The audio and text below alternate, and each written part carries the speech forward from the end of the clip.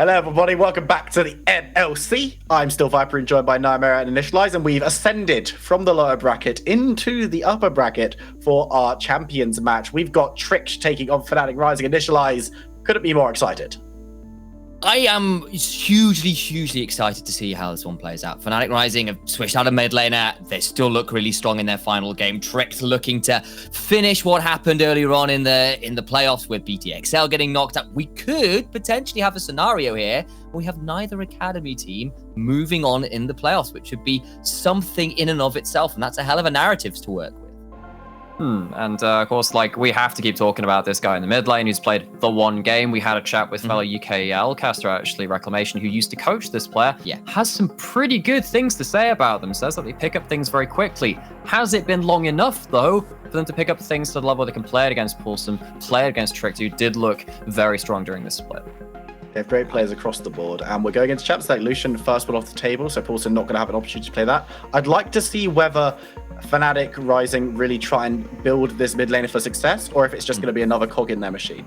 I mean, I like the Lucian ban on that front because Paulson's put so many games into pretty AD mids in general. I think he's something like 11 games and 10 on one of them. He's got the best laning stats in the league right now in terms of just like pure lane stats. He comes up 15.3 CS ahead at 15, 750 odd gold at 15, big XP at 15. Like, that's the guy's serious strength. And yes, Paulson is a bit of a wonder kid, allegedly, a bit of a mechanical mastermind, but you kind of want to give him a bit of space, especially in a playoff series, especially considering he's come in so late into the split. Trying to take away some of those really dangerous lane priority picks from Paulson, I think is really sensible. Syndra, bit of a flex ban potentially, but makes a lot of sense here as well in terms of keeping Paulson's lane priority options a bit lower. Couple more bans have come through. We got the Virus, we got the Syndra. It's a lot of bot lane potential, but we've also in mid. Fnatic Rising, that's the Diana going away though, so that one can only really be played in the jungle. But we've got the 2021 champs, Gwen and Viego, both still on the table. We haven't seen Gwen make it through yet, but Viego has made it through once, and it was a W for that pick. We'll have to see if they want to go for something like the Fresh as well, because there's plenty of power left on the table. There's Thresh, of course, there's LeBlanc, which was very high priority in our first rounds, less so today, seeing a little less. I believe it was only one pick, one ban in the last one, so it missed one game. Oh no, just 2 out of 3 games which have been featured still. So that's definitely an option. Actually, interesting is, of course, is going to be the Jace away from Fnatic Rising. Of course, Paulson also plays that as well. Maybe Trick thought that was something that they didn't want to let through on picks 2 and 3 if they weren't happy picking on their own 1 and 2. Now the question is, of course, what is that first pick? Is it something like the Thresh? Is it something that can enable the hyper carries, which we saw so much in our first series of the day? Or is it going to be Mr. Flexible? It's almost like, I don't know, like who's the one from the Fantastic Four that just like stretches everywhere? That's how flexible. Mr. Fantastic. There you go. The guy they named the team after. Yeah, that one. Look, I really enjoyed the Azir and Zed hovers there as well as, 2 of Featherman's really iconic champions. So a little bit of a shout out there to their now retired mid laner. I think the Viego pick, a lot of sense. It was left up. Gwen's still up though, and not currently locked in, but they go for the Lee Sin instead to Tricked, and see what they lock that in. I wonder whether it is the Gwen. It'd be dangerous to let it continue to go through, I suspect.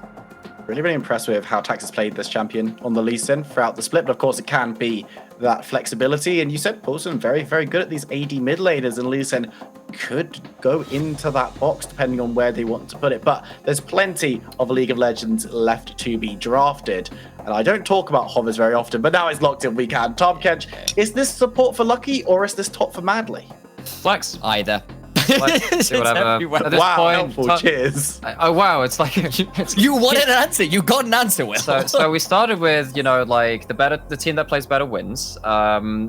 First Nexus tends to win the game as well, and apparently just Tom Kench just does what he wants. We're adding on to things of varying levels of obscenity. So okay, that's very interesting because of course the Mundo it has so much damage front loaded into their kit now. When they get to start spamming that E and run people down. Mundo really loves wailing on tanks in a lot of ways, and if you throw that Tom Kench up to the top and you W him, it just pops passive and he turns around for a lot of damage. Yeah, it's also there's an element of like Mundo is fantastic if you have to fight through him, or if you get to kind of go past him and leave him in the back of a fight where he doesn't get to do a lot because he doesn't then it's a bit different. But if he gets to just sit there, throw on the defibrillator and just lob cleavers at you, I think it's bone swords, I think we named it. Frustrating. crying shame. He can be quite difficult. But, you know, you've got a Viego there who can get semi-tanky, be a bit of a threat with the resets. They've locked in the Tristana now, and curious to see whether Trick kind of have an answer, because it's pretty good front to back right now for Fnatic Rising with a little bit of playmaking. There's flexibility across the board, really. They haven't shown too many of their cards, with every champion being able to be played in multiple roles.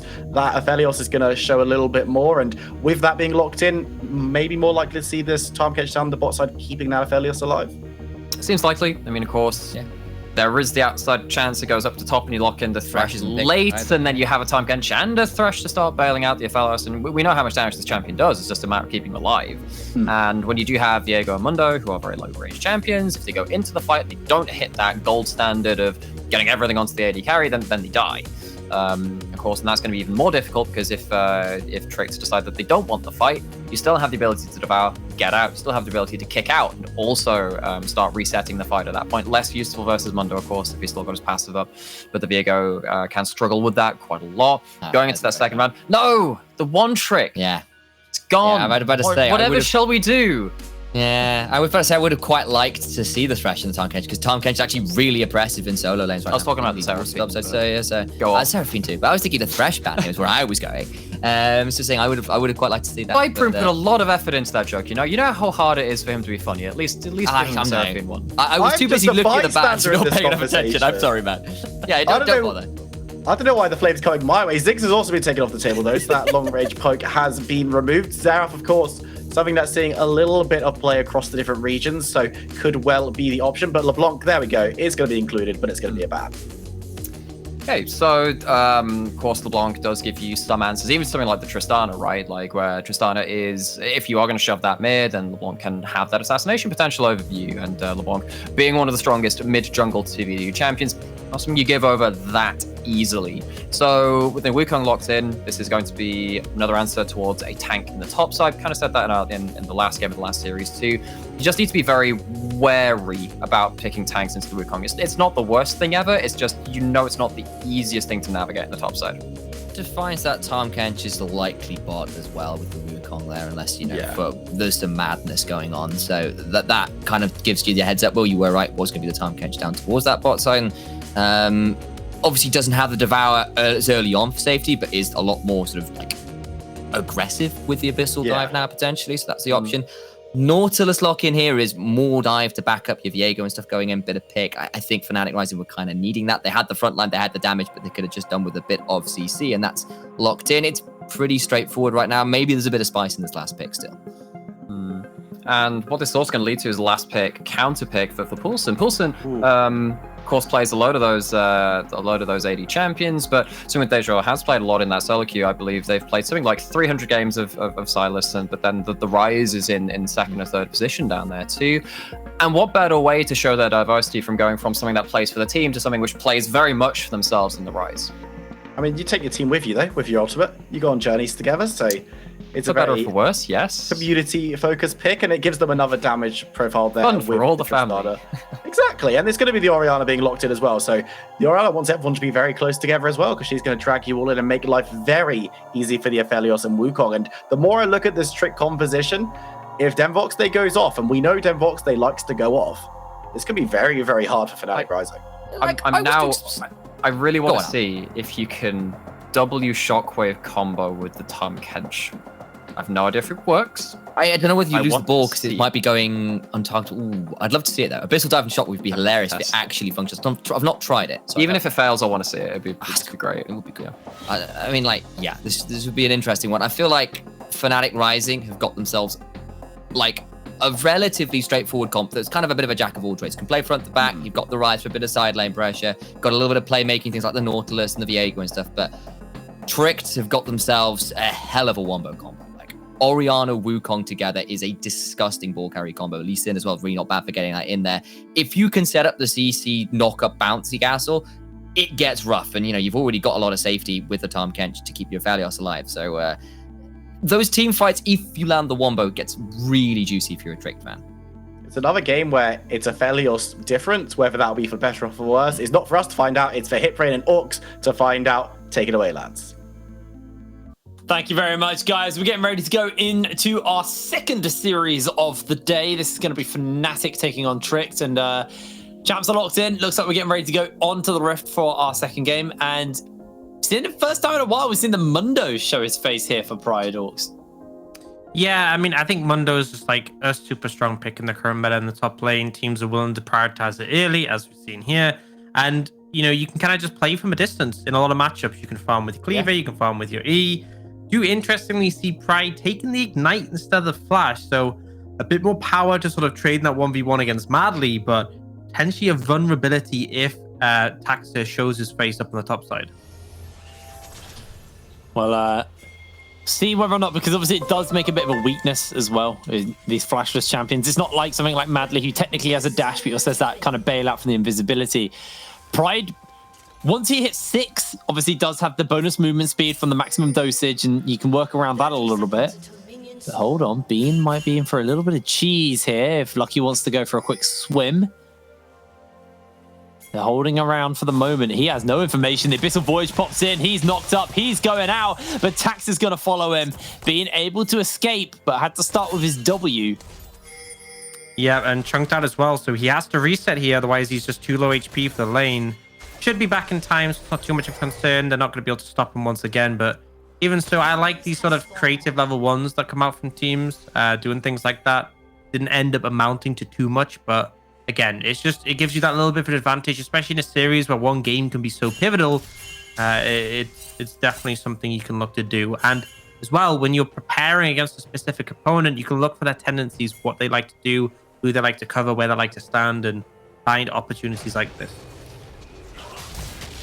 Taxa's been spotted on this red buff start here.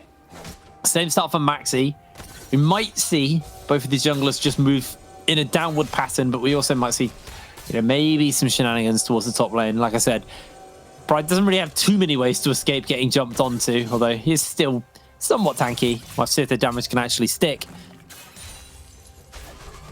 Keep our eyes on exactly how this top lane is going to go. But for now, the bot lane in favor of the Aphelios and the Tankens. So Tricked are able to get the priority, get the pressure set up in this lane, and Bean and Rux just kind of have to give up for now. Obviously, Bean didn't start with his E or anything. He had to start with that W to be safe.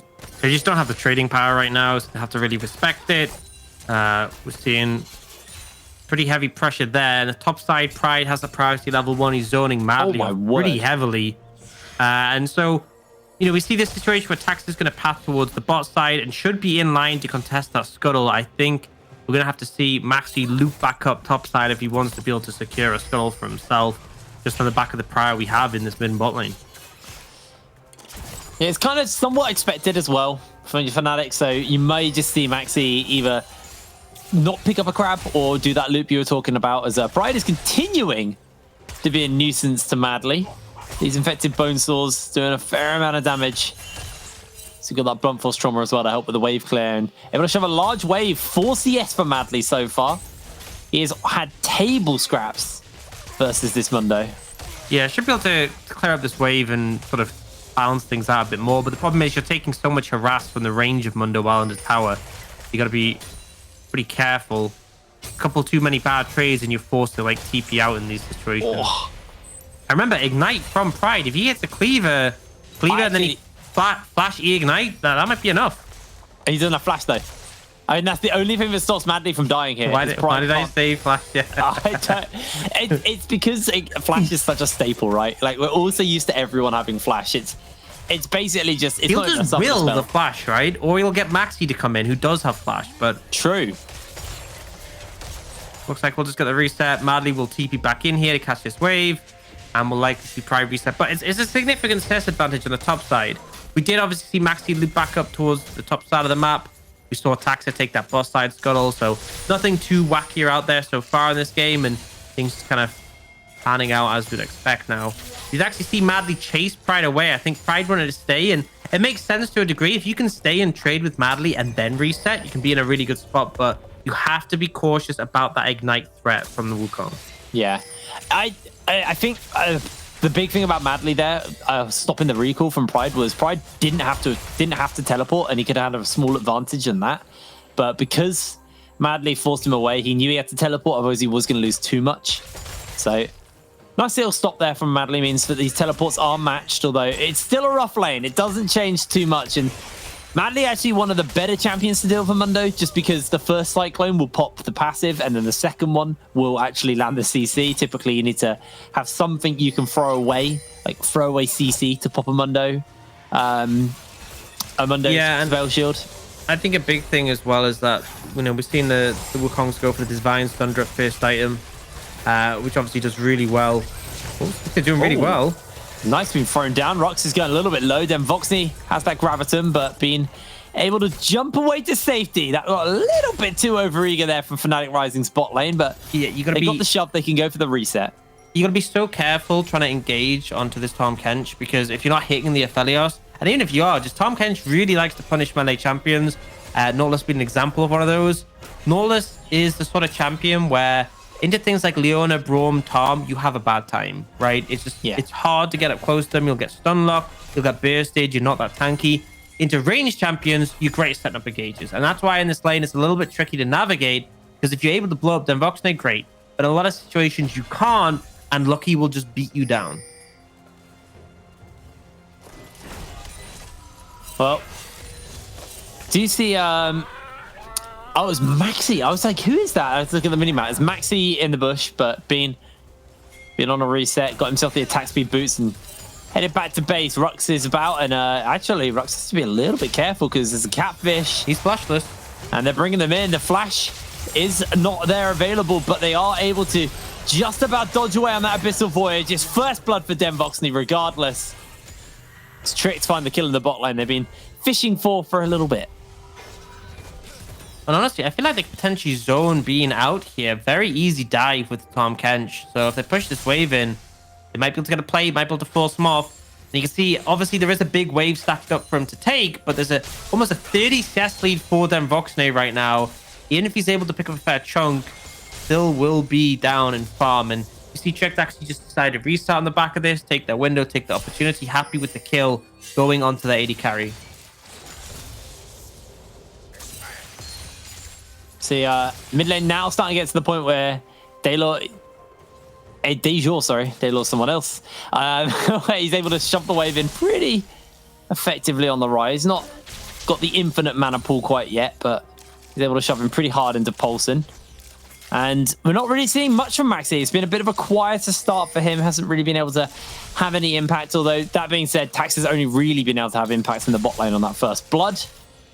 Outside of that, it's been a pretty quiet one from the junglers and a pretty slow start to this matchup between Tricked and Fnatic. Remember, this is the upper bracket. So the loser of this game doesn't go out like our previous playoffs games. The loser goes down into the lower bracket final, where they will be playing versus Team Singularity. That's starting up on the 3rd of August. Yep, so still, I mean, it's the fact that these two teams are playing for an E-Master spot. As much as they won't get knocked out on the back of this, securing an E-Master spot, absolutely massive. Yes. And it is the goal of every team playing in the ERLs. And obviously, winning, getting that group stage spot, really valuable as well. But just securing one takes a huge weight off your shoulders. And again, as you said before, bit of a slower early game. This is fine for Maxi. He's happy just farming up, especially when he's up against the Lee Sin. And all in all, we've kind of seen a bit of a lean towards the bot side from Tricked establishing this pressure. Being taxed in position now. Oh, they're just jumping straight into Voxney. He gets buster shotted away the hook. Timed off a little bit, and Dejour being jumped onto. Gets the root. Taxa. That was clean. Lean takeout. Yeah, and I mean, Taxa is a veteran Lee Sin player. Back in the day, it was his go-to champion when he was previously meta, and you can see the flawless execution there just to absolutely annihilate Fnatic's new mid laner. And you saw Fnatic, their bot lane didn't quite have the synergy on that play. The buster shot should have been into the hook, but they didn't quite get it off, and Voxney able to survive. But this time they find the hook, but Bean just has to jump away. Lucky. And now Rox is taking a whole lot of damage, but Lucky's underneath the tower, taking shot after shot as Maxi trying to get just a little bit more damage in. But the heal from Voxney will keep Lucky alive as the dragon is secured, and 4 members converge on the bottom side of the map. Pride, no teleport. Madly, no teleport. But he is going to go in for a cheeky Cyclone. The maximum dosage has been used, and he's got the Heart Zapper on. Madly just finds the outplay, and Fnatic are crumbling in this first game. And that's kind of the value of the Ignite in this matchup, is that, yes, it does damage to Madly, don't get me wrong, but Pride's ultimate healing is just reduced substantially by it. And It's a lot of true damage, which is also really important after the Mundo's got Anathema's chains, which he's picked up now. Obviously, there is just the healing reduction so critical in that 1v1. And Tricked finding some solid advantages so far in this game. Yeah. Now, we do have Maxi with the Rift Herald, so we'll see exactly where that decides to go down. I feel like bot lane's your best bet because that is starting to get really bad. 94 CS to 69 CS. Got the Immortal Shield bow to double daggers. And not even got a Moon Quiver at the moment on Bean. He is significantly far behind Denvoxney. And if Denvoxney is given space, Denvoxney is one of those AD carries who I think of as like a more traditional AD carry. He likes to farm up. He likes to kind of hit his couple items and then pops off in team fights. And I think that's kind of true for both him and Paulson. Him and Paulson both very reliable teamfight carries. It's not to say they won't do anything earlier, but just Tricked feels comfortable. If they have them on champions like here, Orianna, Aphelios, that will scale well into later stages, they will feel comfortable letting this game go to that point where they can just rely on those. So you can see Paulson with a CS lead in the mid lane, pretty comfortable in this matchup. The only real place that's suffering for Tricked is this top lane matchup, and you can see Fnatic applying the pressure there, but that kill for Madly definitely making things a little bit less painful. And, you know, you're going to see Denvoxney get himself a tower in the bottom side most likely, and that'll be a lot of solo plate and gold over to him, but Fnatic do answer at least with first turret blood for themselves, and they're looking to actually commit all their members into this next charge. Madly's going to have his work cut out from him to defend this tower, and that could be that small advantage that Fnatic need as Rux looking to jump in. And remember, Madly's got the chains on, so his tenacity heavily reduced. Jumps in for the Cyclone, pops Pride for the moment, but he is knocked up. Cyclone onto him as well. Dejour takes the kill, and the tower will fall as well. Bean on his lonesome looking to defend, but he could be in for a whole lot of hurt as Taxa resets the recall. A shockwave from Paulson will shut Bean down as he's been knocked, he's been bopped, and Taxa finds the kill. Nice play, and they get 2 plates on the back of that as well. So all in all, it actually works out pretty evenly between the two teams. Normally, you know, getting that tier 2 top would be such a massive factor because you get such a ton of extra gold on it. But bear in mind, the gold that Tricked were able to pick up was specifically going to their carries, and they got 2 extra plates mid. They got that kill. I think they can feel pretty comfortable with how things are going. You can see bot lane 80 carries. There is a massive difference. The only real advantage on the side of Fnatic is in the top lane, but I am much more worried about a fed Aphelios than a fed Mundo. Yeah, it's one of those things as well where I every time I see Tricked and I see Denvoxney carry a game, the same question always pops into my head. Why did you just let him chill? Like, sure, he's picked a kill up, but for the most part, it's just been, he does what Denvoxney does best, which is just sit and farm and then show up later. And this is looking like this is going to be the case for this game. Shield boat, attack speed boots to Bean, who is, he's bargain shopping right now. He's just got a thrift shop in his inventory. He's not in a position to, I mean, it's really not even a well-stocked thrift shop as well. He's got what, like, he's got well, he turned up to the thrift shop late. He's got a pair of boots, a cloak, and a quiver. That's not even a full outfit. Yeah, I mean, depending how big that cloak is, maybe that's enough to cover yourself to some levels of dignity. Yeah, not sure. I mean, if you want to try it, Jake, if you want to go walk around in just a cloak, then you might get cloak, boots, and a quiver. That's going to go down well. Yeah, not sure you could really pull that one off. Maybe at like Paris Fashion Week or something. Maybe. You regularly find yourself at Paris Fashion Week?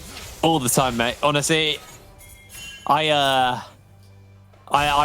you know, a representative for Gucci. Oh, are you? Yeah, I'm trying to think of other clothing brands. Well, I'll leave you to think about that one. We do see Tricked applying this pressure on the bot side, Bean just trying to pick the wave, and obviously this deep push in this bot side of the map allows them to set up for this dragon. See Fnatic moving to plenty contest, but it's quite hard to pin down both Taxa and Lucky.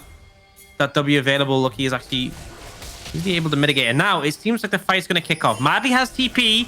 They've got a decent ward behind, and the thing is, Bean's just farming, so he doesn't really want to join this fight now.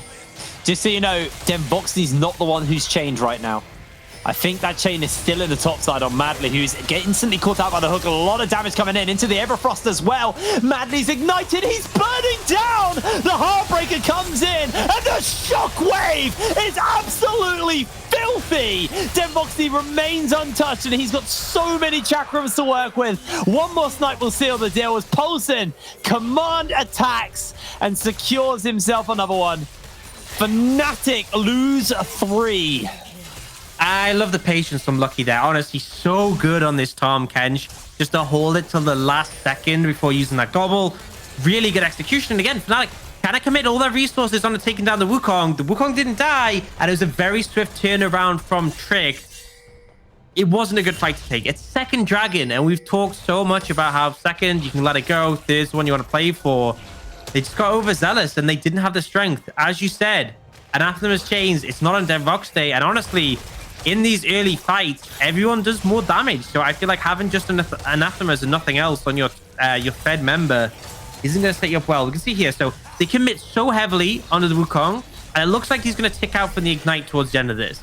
And this is when the gobble from Lucky is so good. He waits for them to recommit, and now is when he gobbles him. Gives them that shield to come out with. This huge shockwave comes in, and that's when Demvoxy and Poulsen can start to push up. The CC landed, the damage was there. They can start to push forwards and take out the rest of Fnatic Rising, cleaning up that final kill onto Rux. Just really well played. And again, Lucky's patience on the Tahm, because remember, if he gobbles him, he gets a shield. He could have gobbled him at any time, but he held it as long as possible to bait Maxi in. And I mean, look at the items as well. The Kraken Slayer has only just been finished for Bean right now. Got the last Whisper in the pocket of Demvoxy, and has been thrown to the wayside in this game, and it's going to be a rough one for him to find the space to come back into this, as Fnatic starting to struggle a little bit here. 2 dragons being picked up, Mountain Soul as well. Going to play even better into Demvoxy's hands with all that extra resistancing and shielding to keep himself alive in these fights. And, you know, how do Fnatic actually kill him? They have to get Rux to depth charge on, but you depth charge Demvoxy, Lucky can gobble him. There's very limited engage from Fnatic.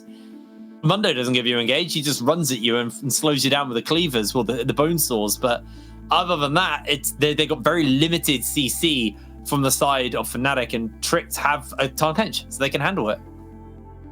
Yeah, I find out there's a bit of a bug coming through about being unable to see items. So people reconnecting now just to see if it's fixed. But yeah, I think that the difficulty here is that you look at Fnatic's composition, they're kind of short range. The only one who's really a bit longer range is Bean, and that's only later in the game. And Aphelios thrives on those situations where everyone moves up towards him and he can just absolutely shred everything in front of him. So it is going to be a problem to break through. I think this game, either team who finds the lead is going to feel like they're in a pretty comfortable spot just because of the nature of the carries. You know, the Star and the Rise, the Orianna, the Aphelios, all really powerful. But I think Tricked has the edge with that Wukong Orianna combo in being able to deal with the enemy team's carries. It's the AoE damage. I mean, we've seen multiple consistent shockwaves. This is actually kind of what we were playing into earlier, where, you know, you said Demvoxy and Poulsen are two players that you can always rely on as solid team fighters, and that's exactly what we saw. Consistently good shockwaves coming out from Poulsen. Demvoxy multiple times in a row has been just given freedom to play these fights without any fear of being touched, being hit by anything. And, you know, that is partly down to Lucky, but also Demvoxy has been pacing and spacing himself from Fnatic and recognizing who can kill him and who can't, and being able to kind of, you know, edge himself around the corners of these fights in a way where he's able to put out the damage without ever risking going down. And it's slightly frustrating for Fnatic to actually be able to handle him. But Tricked are now set up. They've got 2-0-2 on both Demvoxy and Poulsen. They're both now working towards their second items and being significantly far behind right now. Yeah, they both have a CS lead, so that they're feeling comfortable. Demvoxy just able to walk up, and he has so much protection from as well. The Orianna shield, the Tahm Kench, who obviously has that gobble, which gives a shield as well. Lee Sin kick provides disengage. I just think it's difficult for Fnatic to really find a way back in this one. They kind of need someone from Trick to misstep, it feels, in the start of the fight, or at least to just stall the game out until they have a few more items on the critical carries. Yeah. And this kind of goes back down to that Herald play as well. Fnatic injected all their gold into, I would argue, the wrong members. I'd actually quite like to have a little look at the gold differences and see where we are, because there was a substantial lead in the top side, and there still is. But like you said, it's Mundo versus Wukong.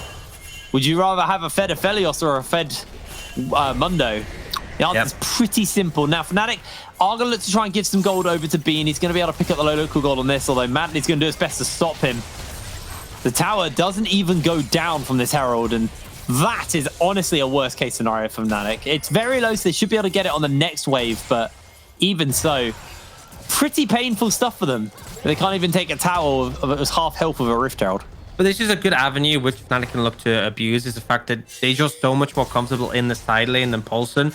Tricked want to be grouped. They want to be together so they can give peel and protection to Devoxne, and so they can look for those teamfight combos, whereas Fnatic Rising are pretty comfortable with these more split situations. They have better avenue to find picks on the back of things like Tristana, like the Nautilus, and any sort of divided scenario they can feel comfortable in. So I like the fact they go for that play. They have Deja pushing the top side, and now they just reset off the back of that. And they're looking towards this dragon, because this is the point to play for right now. It's going to be a bit rough because, you know, we're going to see Paulson reset here, pick up his second item. I think Devoxne will likely finish his off here as well. There's some big spikes coming in for Tricked on the back of this dragon fight. You can see them completed there. They want to have as much strength as possible because they know Fnatic want to contest this, because you give over this third Drake to Tricked and things become very difficult. Well, your hand is forced if you give this Drake over. You have to then contest every other Drake. If they get this one, they can technically give up the next one if they're not ready, if they're in a bad position to do so, right? But the difference is that when the enemy team has 2 Drakes, you kind of have to contest everyone, but you can't sacrifice it. When they have 3, it's not even about contesting. You have to get it, right?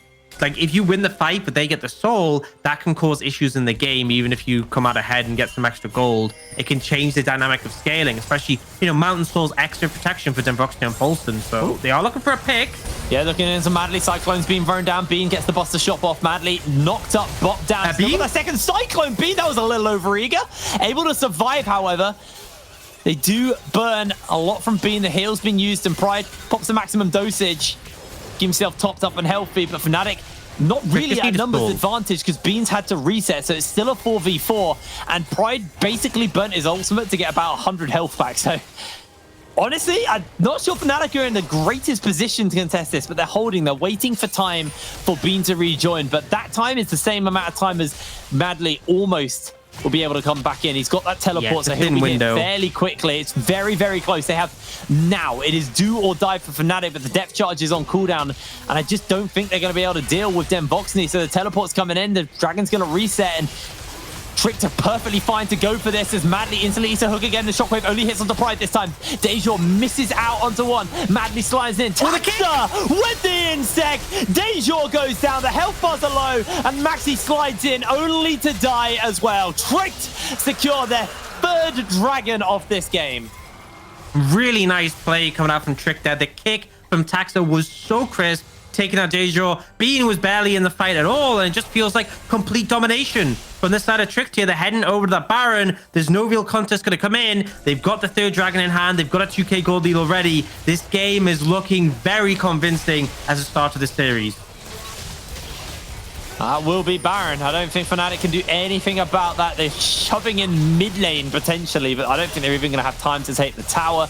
Shoving in the bot wave as well from Pride, but Baron Nash are picked up by Tricked. They're going to reset. So they will sacrifice this tier 1 tower, but what they're going to lose in response is going to be absolutely horrific. They take 2 towers from the side of Fnatic. It's a little something. It's a consolation prize. Yeah, I'm going to get to see a replay off that, and it's just, you know, instantly the decision is made to prioritize. Bean has to jump in, but the fight is already starting to be won with that engage, and then this kick comes in. Bean actually flashes away. Deja isn't able to, and because they were stacked, essentially Taxa had a choice of targets there. As soon as you take out Deja, it's like the momentum's just not there in the fight, and now there's a 2k gold lead still, but the Baron in hand for Trick means they can start to apply some pressure, take some turrets, and amplify that. Deja's the only one on the top side of the map as well. So I think this tower's going to go down. There's not really too much this Ryze can do to handle that. Even with those 2 items, he is strong, but he's not that strong. He's the same level as Devoxne as well, who also got 2 items. Fnatic, it's about stabilizing and stemming as much bleeding as possible during this Baron play, because The problem is, though, they're gonna answer back. Problem is, though, like, the goal is to play defensive here, and there's no way you defend all your turrets. It's just not possible. You're gonna have to concede some. That's gonna give a bigger goal lead over the Trick, and 3 minutes from now, you're gonna be fighting for Mountain Soul.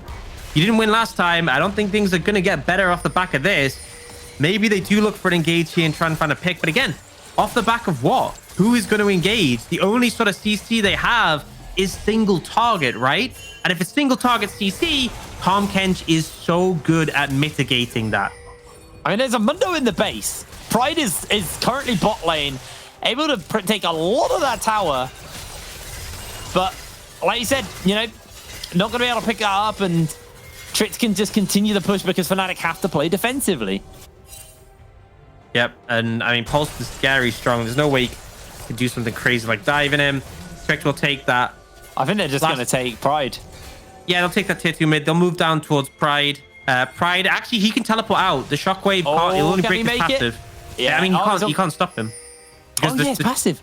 Yeah, the Shockwave breaks the passive, but the TP still goes, and there's no extra form of CC from Paulson, so able to get away. Good call to TP, but again, you know, the wave gets pushed in by Paulson and Taxa here. They're going to take this last tier 2 bot for even more gold coming through. It'll be about a 4,500 gold lead off the back of this, and now Trick can look to reset and be there in ample time to set up for this dragon that they're playing for, which is going to be Soul if they can secure it. Teleport down to Pride's pretty big. He was able to do a lot of damage to that tower, and that kind of shows you what this Mundo can do if he's left alone, but it's just so hard to deal with them. Dejor shoves in the wave, and, you know, Fnatic do have good wave clear. As long as Baron's not up, they have really, really solid wave clear because of this rise in the Tristana. But it's how do you ever fight to stop the Baron when you're this far behind? How do you handle this Aphelios? Pride is 2 items in. And sure, he might be able to tank a little bit more of Demvoxney. That's an asterisk, a little bit more of Demvoxney. But I mean, look at Paulson. But he's got voice stuff. But did you see how much damage Paulson did to him? Yeah. During the teleport, he like half healthed him with like QW. a QW auto attack, pretty much. It was nasty. Yeah, I mean, these carries are doing so much damage. They're 4,000 gold up. They've just based and picked up items. They're setting up for this dragon, and Fnatic.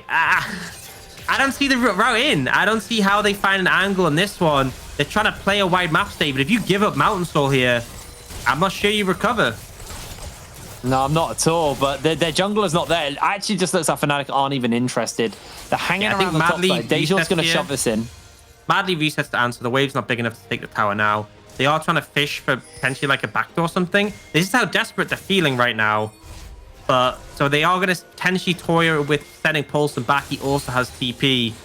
They know something's afoot. They know that Fnatic have some sort of plan, but they are going to secure the Mountain Soul, and I think that makes team fights almost impossible for Fnatic Rising.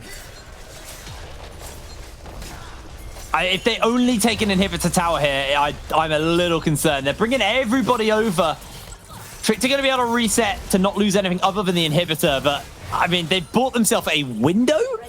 It's one of those things where, right, you know, they can't fight the dragon because they're probably going to lose. Yeah. So in that sense, it's not a good trade. Don't get me wrong. I'm never going to say it's a good trade. But given how desperate things are, at least they got something and they didn't get wiped at the dragon. But it's like, if that's your game plan, we now got Mountain Shield on everyone on Trick, right? Particularly Demvoxney and Paulson is going to be a problem. They can try to continue playing the wide map state, but at this point, Orianna can just annihilate waves, right? Madly's pretty comfortable to side lane as well. I don't think they're too concerned about this inhibitor going down. It's only really a problem if Trick int a fight and then they get aced, then Fnatic can end quickly through top. But, you know, Paulson's just going to go there and clear the waves pretty easily. And again, Trick are fine with playing this one slow. They're not in a rush.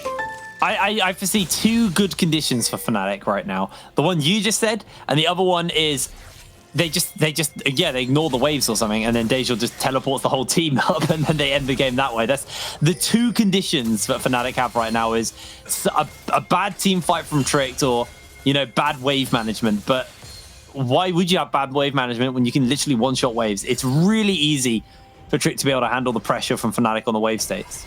Yep. I mean, the Voxney is pretty good at shredding through them. Not necessarily just because of his wave clear, because he doesn't have Inferno, but just the amount of damage he does per auto. Yeah. And then obviously Paulson just annihilates them. And now we're seeing a similar situation where Trick are leaning to the neutral, and we see the game plan from Fnatic Rising is to potentially look for a different avenue. I think they might actually try and realm warp into the base. Like, I don't know, you throw the minions? Yeah, they're throwing the minions. They're trying the back door. Oh my lord, they're jumping in. The shockwave flash away. The tower's going low already, but Bean is tanking tower shots. He's the main damage, and Madley's on him. It was an absolute throw there. Maxi's trying to kill Polson, but he's unable to do so. And now they're stuck between a rock and a hard place. Madley looking for Dejour. Dejour is alive, but now he is down. A triple kill picked up for the side of Trick to make that 4 members of Fnatic. What the hell were Fnatic doing there? No, I'm going to say it. That was the right play. That was 100% the right play from Fnatic Rising. You don't win fights at all. You can't fight them at Baron. You can't beat them 5v5. You have to go for a desperation play like that. Sure, from our perspective, it looks a bit int, but this game was pretty lost anyway, so you take a coin flip like that. Even there's only a 30% chance of it working, that's better than the outcome of the game was looking. So credit to Fnatic for not just sitting back and letting this game end without them doing anything. They looked for a proactive play, but Trick were a little bit sharper, and they managed to answer. I think this was definitely a strong game from Trick, but I respect Fnatic's attempt to get back into it. I think the big problem was the explosive charge procced, and then the tower tanking started by Bean. Actually, no, someone else would have dropped tower aggro because they didn't have minions. So Bean got, I think it was like 2 ramped up tower shots on top of a Wukong ult, and Bean was out of the fight. At that point, it's just unplayable for him. I think anyway, as well, there was that sense that they knew something like this was going to come from Fnatic. I think Trick knew they were desperate, and that's why Paulson was there. If it was just Madley alone, they probably would have got it. But Paulson being there to defend made a big difference, allowed them to clean up. But still, again, I think those situations, you look at them, you think, you know, they're inting, but realistically, desperate times call for desperate measures. It truly was desperate times for Fnatic in that game, but we're going to throw to a break. When we're back, we'll have the analyst desk talk a little bit more about that game, so we'll see you in a jiffy.